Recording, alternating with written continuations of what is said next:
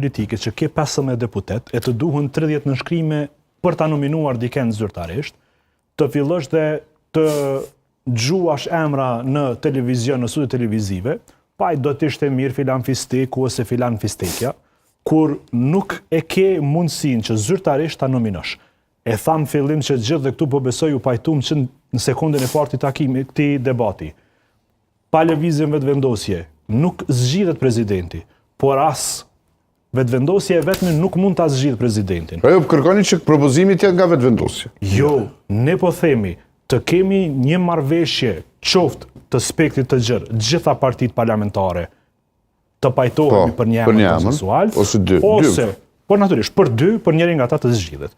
Ose, nëse nuk është kjo e arritshme, legjitime dhe kjo, atëherë në rastin e LDK-s të kemi një marrëveshje dypalçe, VV, LDK, ku fillimisht pajtohemi, hapi një është, apo pajtohemi që ne të dy së bashku ta zgjedhim presidentin e radhës.